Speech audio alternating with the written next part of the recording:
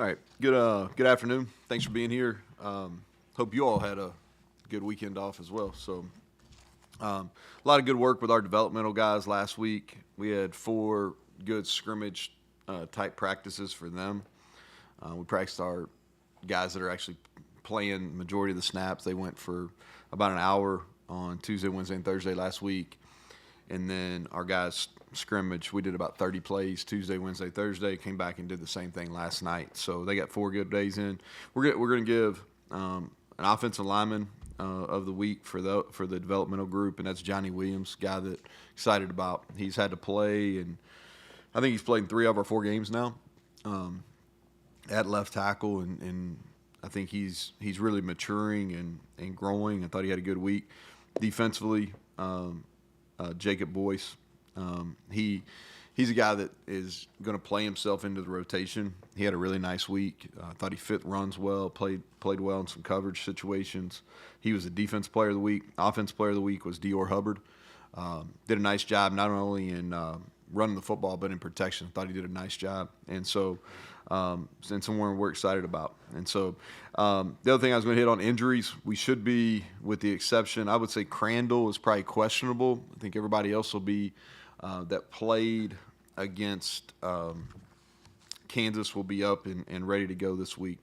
So kind of turning the page to Oklahoma State, going to Stillwater, tough place to play, one of the toughest venues in the league. It's our first flight of the year. A lot of respect for what Coach Gundy's done there. Been extremely consistent over a long period of time, and a lot of success. So kind of just to preview them. Special teams, they're always very solid. They've got Coach Snyder there now, and he's got a long history of being really good on special teams. Great specialists, and Oklahoma State have had over the years. They've really had some really good punters and kickers. No exception this year. And then Presley in the return game. He's been a threat now. Feels like he's been there for a really long time. And he's returning kicks and punts, so he's always a threat. Offensively, they can hurt you with a run or pass. I think veteran group up front, they've had a couple of injuries, but they've got guys up there. I think every one of them that's played has 15 or more career starts, so a real veteran group. And it starts with Ollie Gordon. He's special. I don't know if we tackled him yet from last year's fourth quarter, so but he's a special player. Bowman's got great stats. I'm probably throwing it a little bit more this year, but he's got great stats so far. And then they've got real speed at receiver. And so a couple different guys can really go. Defensively, they're multiple. Mostly 3 down last year, kind of transitioned to a 4 down front this year. Their nose guards are very good. They make it. You got to account for them in the run game. They do a really good job getting push. I think Martin, the linebacker, is as good as anybody in our league. He plays the right way. He's impressive. And then their safety, Rucker, is fitting really well. I think he's made big strides since last year, so he really sticks out on film. But looking forward to getting back to it. All these Big 12 games, you watch them over the last weekend, and as we get into this conference, there's so much even play, and it's going to come down to the fourth quarter. I think turnovers, who can score touchdowns in the red zone, is kind of determining who wins these games that are coming down to the wire. So with that, I'll take questions. A lot of times the open week you do a deeper self-scout than maybe otherwise, and maybe make some, I don't want to say significant changes, but more than you would in a typical game. Do you guys look at that? You don't have to tell us exactly what you're going to change, but for do sure. You do that? Yeah, we for sure do. We look at it in all 3 phases. Really, what tendencies have we put on tape through 4 games? And then what are we getting exploited at in all 3 phases? What can we do to correct those? What can we do to break tendencies? We for sure do that. We also look in, I think we take a hard dive in what personnel are we not getting the most out of? Where do we have to get better? Who's not playing that can help us? Those are some things that you really look at as you get into it. I think there's things in all 3 phases we got to do better. We did a good amount, probably more than we normally do, of good on good work during the bye week. A lot of it was pass game work, offense versus defense. So you don't know if that pays off till you play a game. So that's the hope. But yeah, we did a lot of self-scout stuff.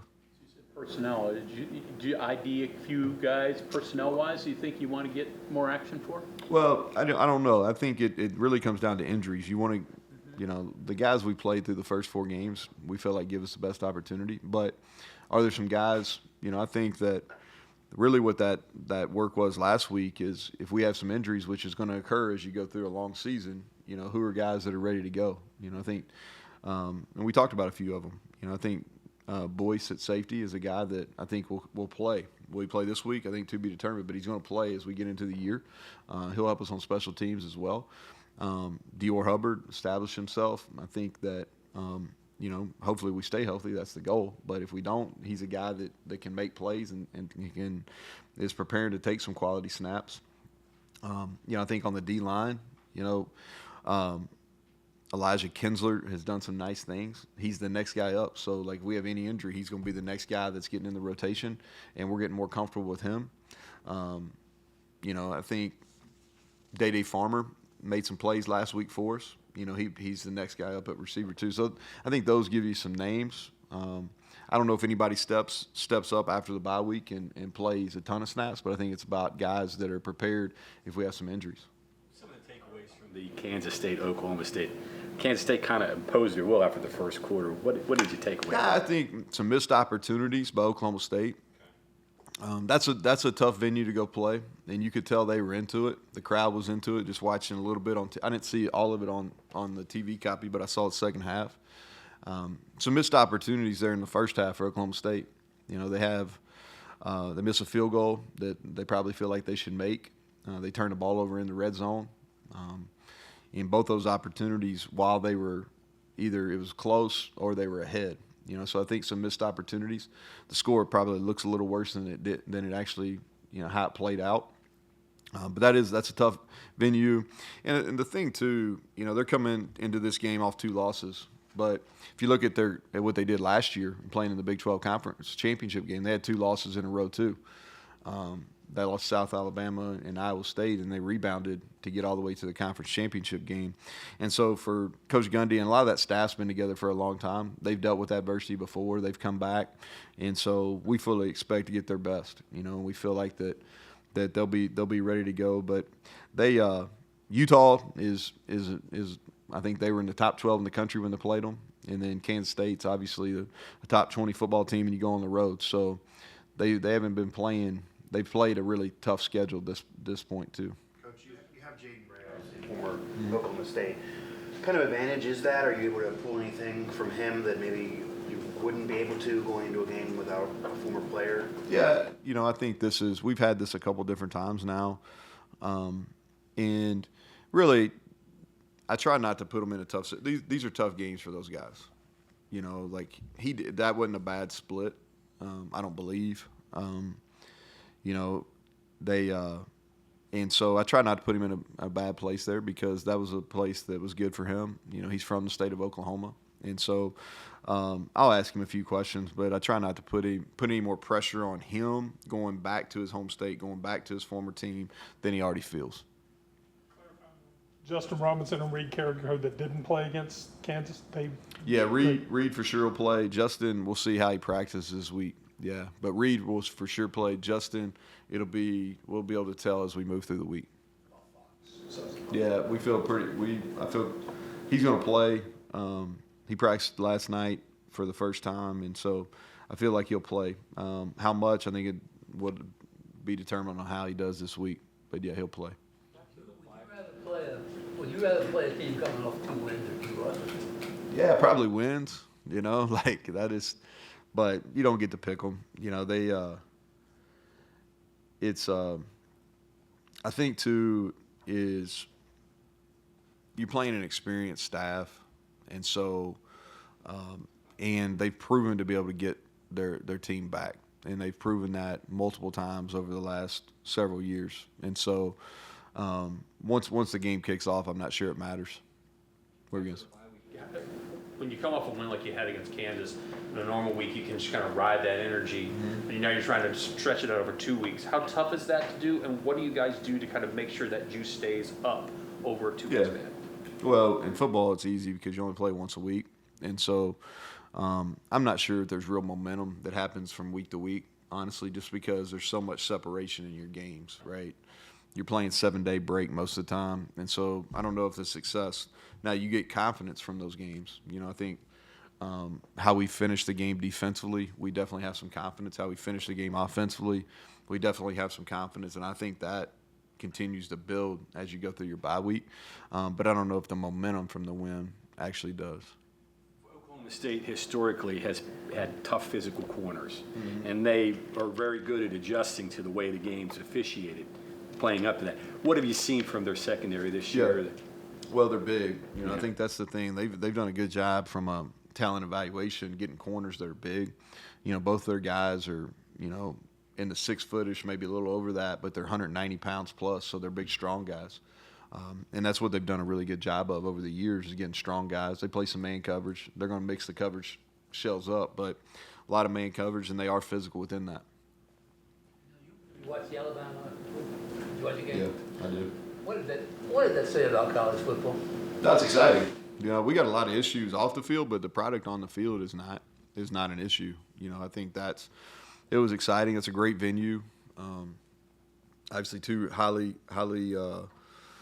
successful programs. Two staffs, a lot of talent on the field. But the actual game of the football that's on the field, it's as popular as it's ever been.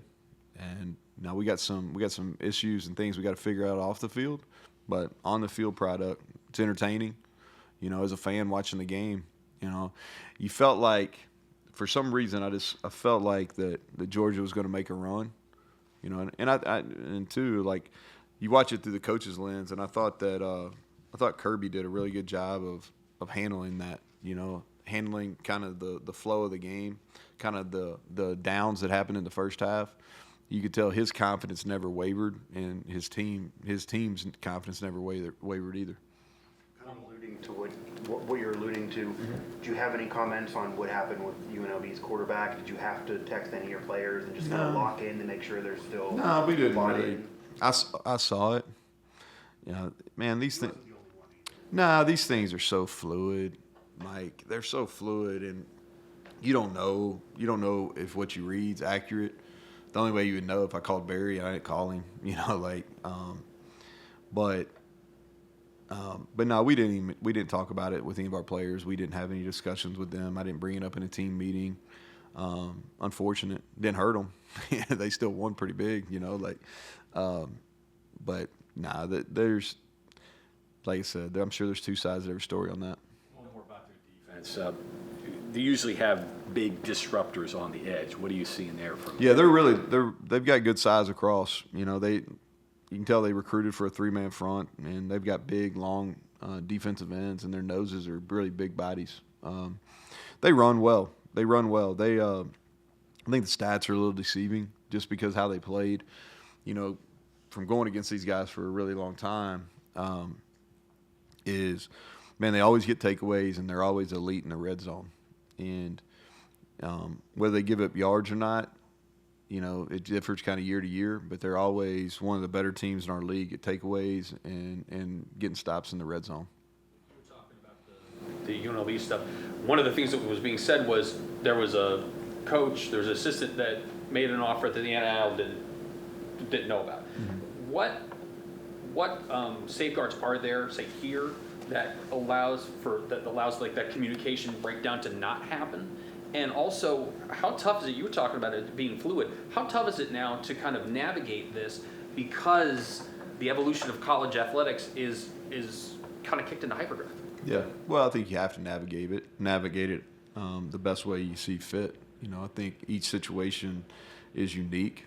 I really can't speak on the UNLV just because I wasn't part of it. I don't know what their processes are. I feel comfortable with our processes. I probably wouldn't have said that 3 years ago, but I'm confident in what we're doing now as far as our processes.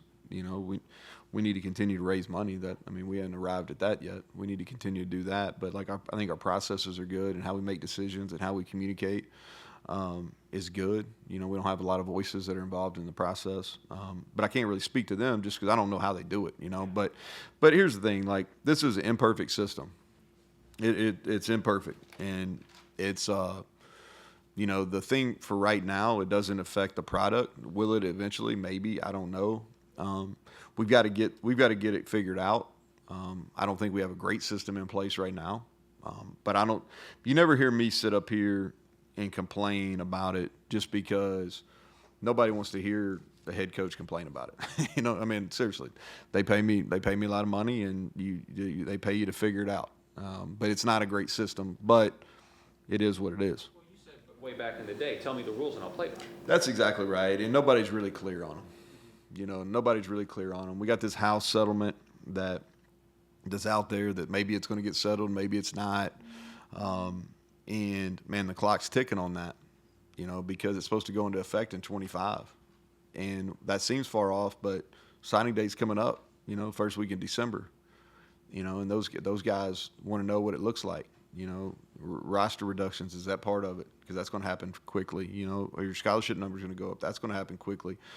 So there's a lot of issues. The good thing is, I'm worried about how we can get first downs this week, and how we can stop them and get some first downs. Going back to this game now on the field, you joked about the Ollie Gordon performance. I mean, almost single-handedly bringing them back, the 141 in the fourth quarter. They blocked it really well too, single-handedly. He's a great player, but they blocked us pretty well. Sure, but do you feel like you're better suited now to face him? It's kind of been a similar thing where it feels like he hasn't fully exploded yet early in the season, and. Well, he got going a couple games prior to us last year, and he played well early in that game against. I think he got banged up a little bit, but he played really well early against Kansas State. Last year's game, we did some really nice things defensively. Really, what hurt us is we missed some tackles on third down. A couple of them on Presley, and then in the fourth quarter, we were trying to force the issue. We got behind after we had the error where we ran into our own punt returner. And then we got in a game where we were playing a little bit of catch up, and we had to gamble a little bit on defense. And then we didn't fit the split zone a couple times, and that's what hit us. That's what he hit 3 explosive runs, and I think 2 of them were on split zone, and we just didn't fit it very well. And so, but he's a great player.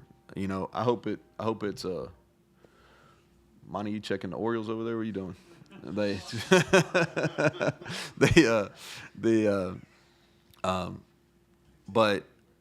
he's a great player. He's going to be an NFL player.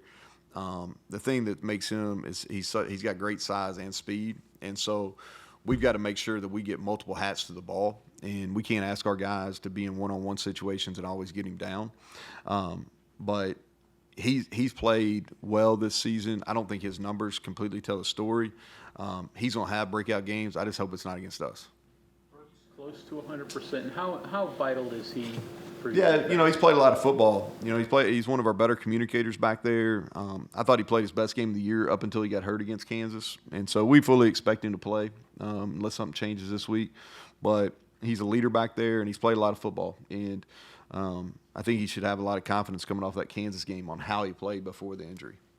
You mentioned obviously that earlier signing day this year.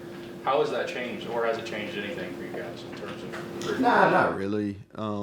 We've had most of our guys committed in the summer the last several years, so it just kind of moves it up. It's going to change your December because it's not going to be as hectic, and you're going to be focused more on portal kind of things. But the biggest thing hanging over is what are the rules going to be? That I think that's the thing that's hanging over. Moving the signing date up doesn't change a whole lot. You've got your guys pretty much thinking, got to be 1-0 each week. No. Yet, here comes October, and you've got Oklahoma State, Kansas State, Iowa State, and Arizona in a row. How do you handle that? How do you keep them? Yeah, I just think I really don't look ahead to it. I told our team yesterday, it's really just about. I was telling our staff a story. Garrett's dad's the bullpen coach for the Brewers, and so last week Brewers were in town. Went up and watched the Pirates play the Brewers there for the Pirates last. I think that was their last series at home for the year. But went and watched, and all the Brewers they have these shirts that say win one tonight or something like that. And for a group, they really overachieved this year. And that's a fun group to be around, fun group to watch play, and again track them as they go through the year. Just because I knew Garrett's dad was there, and so I like baseball, so I kept up with them. And, man, they just play the game the right way. And you can tell that they've really bought into this philosophy. Man, they sell out for that night's game, and then they worry about the next day. And it's the same, to me, it's the same mentality that we've got to have as a football program. I can look at the schedule. We keep it out here right as you leave the team meeting room, and that's a gauntlet. But so does everybody else in our league. They play, the rest of the schedule. Everybody doesn't play what we play in non-conference, but everybody's league schedule is going to be tough. Ours on paper right now looks tougher than some, but who knows how it's going to play out. But it doesn't do any good to sit there and look at it. The bottom line is we got one game a week, and we got to figure out the best way to go compete and win that game this week. Then we'll worry about the following week the next week, And I think that's a mentality you have to have. So whatever it takes to give our guys the best opportunity to win this week and win this one, we'll win this one and then worry about the next one. You were talking about their defense a little bit earlier. You look on paper, it looks like they're struggling, but you were just sitting here talking about they do this well, they do this well, they do this well. What are you showing the guys, the offense on film to kind of keep them out of the mentality of just don't look at the. First of all, we haven't arrived in any phase, so like. Our guys they're crazy if they're looking at anybody thinking that. So secondly, but what I would say is some stats they're struggling in, but there's some statistics they're doing really well in too. And where they really stick out is takeaways, third downs, and red zones. They've done a really good job in those three areas. And traditionally, regardless of who the coordinator is at Oklahoma State, they've done a really good job in those three areas. Closest to a pocket passer you've faced in the schedule so far with Bowman? Probably not. That. It's fair enough to say he's not as mobile as the other four you faced, right? Yeah, he's sneaky. They call some quarterback runs. He's hurt people with the quarterback draw. They ran some quarterback power with him last week. I think he's sneaky athletic. They have some plays for him. The thing that he does that's unique is he gets the ball out of his hand really fast. I mean, they've only had one sack all year. They've given up one sack all year. And that's as much a credit to him, probably more credit to him than the offensive line. The offensive line's doing a really good job in pass protection. But, man, he gets the ball out of his hand. And so, he makes it really difficult to get to him, whether it's pressures or hits or just because he gets the ball out of his hand so fast. Yeah, that's kind of who they are. Yeah. Yeah. Maybe this is because he was hurt or the game got away, but like Gordon just didn't get a ton of carries. I don't know if they were scheming it that way to make sure they threw it quick instead of running it. Can you do that? Can you defend an RPO that way just to get the You can. The thing that hurts you though is like you can't. You definitely don't, because a lot of those RPOs when you give away they end up being explosive passes, and that's and the reason they've it looks like it. I'm not in their meeting rooms. It looks like they've made the decision that they're going to be kind of centered on the run. They're going to RPO a lot of their runs to kind of fit whoever's the seventh fitter is going to be, or the eighth fitter if they're in 12 personnel. And a lot of their explosive passes have came off that. They've thrown the glance. Again, it kind of, regardless of who the coordinator has been there, you can go back for a really long time. Like they've been throwing those glances to the field and to the boundary, kind of those deep slants. And Bowman gets his gets it out of his hand really fast, and he's good. He's a good decision maker in that. But I think you have to be really careful if you go in and said, "Oh, we're gonna try to entice him to throw," because those can be really explosive plays. Change the approach at all of the defensive line, knowing they've given up one sack and throw the ball so quickly? No, I think you got to play these guys saying, "Hey, we got to figure out how we're going to stop Ollie Gordon." I think that's the mentality. Is we got, and I don't know, stop's not the right word. We got to figure out a way to contain him, and I think everything in the game plan then feeds off that. But it is what it is. They've given up one sack. I mean, and so to think that we're going to go in there and just have a bunch of sacks is probably not realistic. But we got to figure out how to affect him. Because they threw the ball 50 times last week. They're going to throw the football. So we got to figure out how to get some pressure and affect him. Understand that we may not get home all the time. Locker room. Did you meet Isaac Collins, whose dad played here? I did meet him. Yeah, I did. That was a neat story. He actually came up and told me. And mom and dad are both from West Virginia. Mom's from Bridgeport. Yeah, mom's from Bridgeport, and yeah, that was a neat sidebar. Yeah, he came up. I don't know how long he's been called up, but yeah, but he came up and introduced himself and said he grew up in West Virginia. That was neat. That's a good memory about you too, Greg. Mike Collins, yeah. I'm old. Anybody else? Yep. A clean game with communication, technology. No. Okay. No, Like we how have many not. walkie-talkies do you pack? Well, I'll take that back. The Kansas was fine. Yeah, Kansas was pretty clean. Yeah, but that was the first game. Okay. Yeah, the Pitt deal, no, it was a complete disaster for the first quarter. All right. But our last game was Common denominator. These would be games that are away from home. I'm guessing. No, because the first game was bad too, right?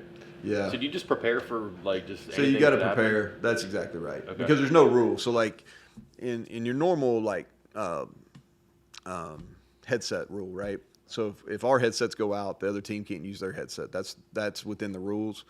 But for the Surface Pros and for the player or coach to player, that's not in the rule book. And so even if yours goes out, the other team can still use theirs. So what you go into is you just have you have some backup plans, and that's kind of what we've done. And there's multiple ways. There's a deal where you can wear a button and push the button. You can talk into the walkie-talkie, or we can still signal too. So we just have some backup plans. But the Kansas game was the first one where we've had pretty smooth. Headset issues? You've only had player to coach, right? Issues? Yeah, it's player to coach. No headset issues. I was just saying, like in the rule book, like if you have a headset issue, then the other team, like both sides have to either wear headsets or don't wear headsets. That's not the way it works with the coach to player. So even if our coach to player went out, the other team could still use theirs. No tablet issues. Yeah, we've not had any tablet Okay. issues. It's just a lot of technology to keep up with. I'm not It is. accustomed to that. It is Okay. a lot to keep up with. Okay. fair. What if your walkie-talkies go out? Do they have to use? So if even like if ours go out, the other team can still use theirs. Okay. So we had an issue. It just wasn't connected right. There's supposed to be an independent party that does it, and at Pitt it just wasn't connected correctly. We got it back like second quarter, something like that. All right, appreciate y'all.